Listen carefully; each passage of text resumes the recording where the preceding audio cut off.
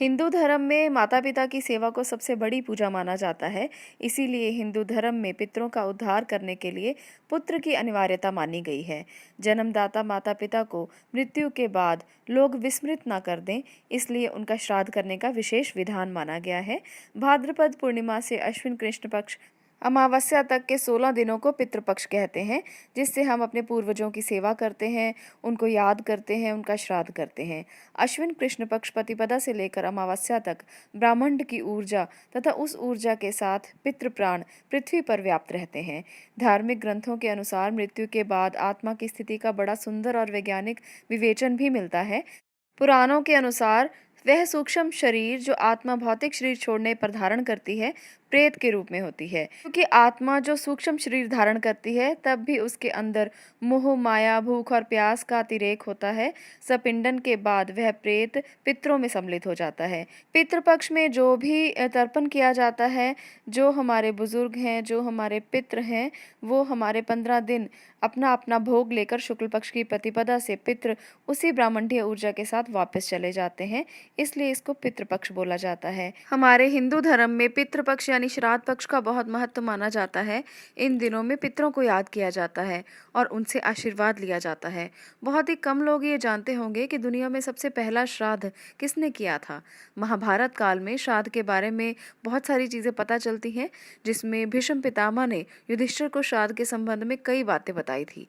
साथ ही ये भी बताया था कि श्राद्ध की परंपरा कैसे शुरू हुई और ये धीरे धीरे आम लोगों तक, आम जनों तक कैसे पहुंची। तो चलिए आज हम भी जानते हैं कि किस व्यक्ति ने सबसे पहला श्राद्ध किया था, किस प्रकार से इसकी शुरुआत हुई।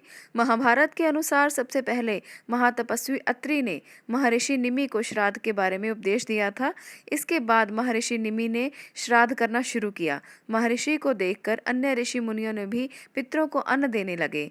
लगातार श्राद्ध का भोजन करते करते देवता और पितृ पूर्ण रूप से तृप्त हो गए। लगातार श्राद्ध को भोजन के रूप में पाने से देवताओं और पितरों को अजीर्ण रोग हो गया और इससे उन्हें परेशानी होने लगी। इस परेशानी से निजात पाने के लिए वे ब्रह्मा जी के पास गए और अपने कष्ट के बारे में बोला। देवताओं और पितरों की बातें सुनकर उन्होंने बताया कि अग्निदेव आपका कल्याण करेंगे। अग्निदेव ने देवताओं और पितरों को कहा कि अब से श्राद्ध में हम सभी आपके साथ में भोजन किया करेंगे। मेरे पास रहने से आपका अजीर्ण रोग भी दूर हो जाएगा। यह सुनकर सब प्रसन्न हो गए। इसके बाद से ही सबसे पहले श्राद्ध का जो भोजन है वो अग्निदेव को दिया जाता है। उसके बाद ही देवताओं और पितरों को दिया जाता है।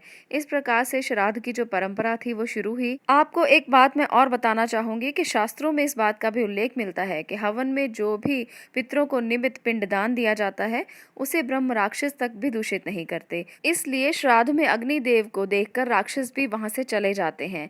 अग्नि हर चीज को पवित्र कर देती है। पवित्र खाना मिलने से हमारे पितृ, हमारे देवता जो हैं वो प्रसन्न होते हैं।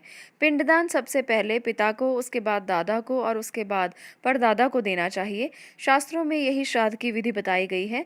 जिसका भी पिंडदान आप दे रहे हो, उस समय एकाग्रचित होकर गायत्री मंत्र का जप साथ में करते रहें। इन 3 पिंडों का विधान बताया गया है। चलिए मैं आपको यहाँ पर बताती हूँ कि किस प्रकार से श्राद्ध की प्रक्रिया को करना चाहिए।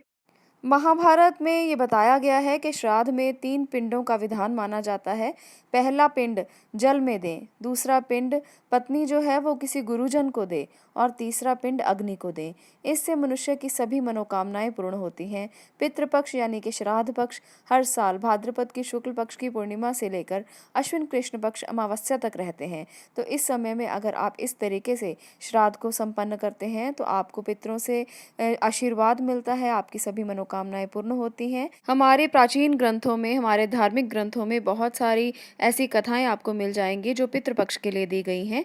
इनमें से आज एक कथा मैं आपके साथ यहाँ पर साझा करूंगी। श्राद्ध को लेकर महाभारत के योद्धा कर्ण के बारे में एक कथा है, जिसमें कहा गया है कि जब कर्ण की मृत्यु होने के बाद उनकी आत्मा स्वर्गलोक में पहुंची तो वहां पर उन्हें खाने में भोजन की जगह पर बहुत सारा सोना दिया गया, सोने से बने आभूषण दिए गए। तब कर्ण की आत्मा को कुछ भी समझ में नहीं आया। तब करण की आत्मा ने देवराज इंद्र से पूछा कि उन्हें सोने को खाने के लिए क्यों दिया जा रहा है। सोने की ही चीजें उन्हें खाने के लिए आगे रखी जा रही हैं, ऐसा क्यों है। तो करण के सवाल के जवाब में देवराज इंद्र ने बताया कि तुमने अपने जीवन काल में सोना ही दान किया था। कभी भी तुमने कुछ और चीज का दान पूर्वजों को नहीं दिया। कभी भी अपने पूर्वजों को खाने की चीजों को दान नहीं किया। उन्हें ऐसा कुछ भी नहीं मिला जिसके कारण तुम्हें भी इस समय पर सोने का ही खाने को मिल रहा है। पर करण ने कहा, मुझे अपने पूर्वजों के बारे में तो कुछ मालूम ही नहीं था, इसलिए उन्हें कुछ भी दान नहीं कर पाया। तब स्वर्ग से करण को अपनी गलती सुधारने के लिए मौका दिया गया और उन्हें दोबारा से 16 दिनों के लिए धरती पर भेजा गया। इसके बाद 16 दिनों तक करण ने अपने पूर्वजों को याद करते हुए उन्हें भोजन अर्पित किया और तब से इन्हीं 16 दिनों को पितृपक्ष कहा जाने लगा।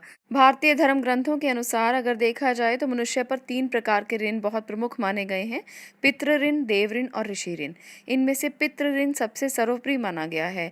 पितृ ऋण में पिता के अतिरिक्त माता तथा वो बुजुर्ग भी सम्मिलित होते हैं जिन्होंने हमें अपना जीवन धारण करने और उनका विकास करने में सहयोग दिया हो। पितृपक्ष में हिंदू लोग मन, क्रम और वाणी से संयम का जीवन जीते हैं, पितरों को स्मरण करके जल चढ़ाते हैं, निर्धनों और ब्राह्मणों को दान देते हैं। ऐसा करने से आप लोगों की हर मनोकामना पूरी होती है, पितृ प्रसन्न होते हैं। पितृपक्ष में प्रत्येक परिवार में मृत माता पिता का श्राद्ध करते हैं, परंतु गया श्राद्ध का विशेष महत्व माना गया है।